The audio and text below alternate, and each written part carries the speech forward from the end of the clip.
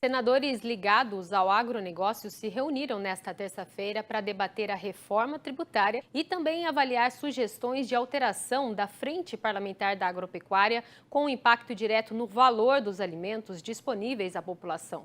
Segundo a agência Broadcast Agro, os senadores defendem que a reforma preveja a manutenção dos fundos estaduais, mas com uma limitação no artigo para proibir a criação de novos fundos. E para ampliar esse assunto, eu converso agora com um advogado especialista em agronegócio e sócio fundador do Passo e Estica Advogados Associados, Ralph Meiles Estica. Ralph, como que você avalia, esse pedido aí dos senadores de manutenção desses fundos? Isso é uma medida que já estava prevista? Isso é uma novidade? Seja bem-vindo. Boa noite. Boa noite, Flávio. É um prazer estar aqui contigo, com a sua audiência. De fato, isso já estava previsto no texto que veio da Câmara, e agora é o papel dos senadores defender os interesses dos estados.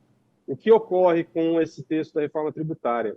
Com a unificação do ICMS, que é o imposto estadual, a principal arrecadação dos estados, com o ISS e a criação de um conselho federativo, há a perspectiva de que os estados percam arrecadação e poder sobre a distribuição desses recursos. E esses fundos estaduais já haviam sido criados por alguns estados fortes no agronegócio, por exemplo, Goiás, Mato Grosso do Sul, para a recomposição da infraestrutura, que é muito importante para esse setor. Então, agora começa uma defesa, por um lado, do caixa do Estado, e, do outro lado, espera-se que afete o mínimo possível, principalmente as exportações, porque a ideia desses fundos é justamente garantir a não incidência da CBS e do IBS, no caso, sobre as exportações. Então, agora começa aí o cabo de guerra estados e contribuintes. Flávia. Ralph, agora só pontuando, você falou dessas algumas movimentações que alguns estados já faziam e teve a questão do artigo 20, que foi alterado ali de última hora. Nesse sentido, que você pode complementar nessa mudança? Perfeito. O que eles defendem, Flávia, é que aqueles fundos que já tinham sido criados sejam mantidos e não sejam criados novos fundos até 2043. Então, a reforma tributária tem uma data importante, que é 2033, quando se espera que ICMS, ISS, IPI, PIS/PASEP, COFINS sejam extintos para serem substituídos pelo IBS, pela CBS, e aí mais 10 anos de carência para esses novos fundos. Então, já alguns estados se anteciparam, nem esses fundos são tão recentes que sequer passaram aí pelo crivo do judiciário, haja vista que eles imputam uma penalidade, vamos dizer assim, aos exportadores que já fazem jus à imunidade tributária na Constituição Federal. Tem bastante briga por aí, Flávia. Tem bastante pano para rolar, como que diz, ainda vai acontecer algumas coisas. Agora, para a gente encerrar, Ralph, o tema, a reforma tributária, inclusive, será o assunto da sua palestra amanhã no Congresso Andave, que é um dos eventos mais importantes em relação a insumos agrícolas.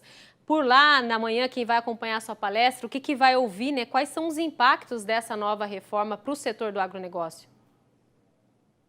Exato, Flávio. Inclusive, eu estou aqui hoje no Congresso Andave. Amanhã nós teremos um painel com vários especialistas, de representantes dos produtores rurais, representantes das empresas distribuidoras de insumos, representantes da agroindústria.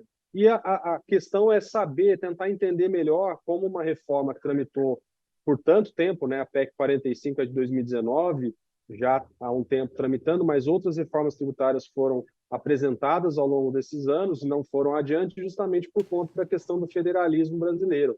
Então, a grande questão para o agronegócio é buscar esse equilíbrio em relação às indústrias para que a gente possa efetivamente não ter aumento de arrecadação, mas não só no todo, porque é muito fácil você aumentar a arrecadação para um setor e diminuir de outra.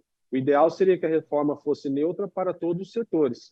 E há, sim, uma preocupação em relação ao agronegócio, de uma reforma que começa pela Constituição, sem que a gente tenha ainda alíquotas efetivas que serão aplicadas. Então, por hora, ainda que haja sim uma potencial simplificação tributária, por hora a grande preocupação dos especialistas, das empresas e das associações que defendem o setor é justamente entender como que isso vai se dar no âmbito infraconstitucional, que é o bolso efetivamente, Flávia. Tá certo, Ralf, obrigada pela sua participação aqui, falando direto aí do evento Congresso Andável.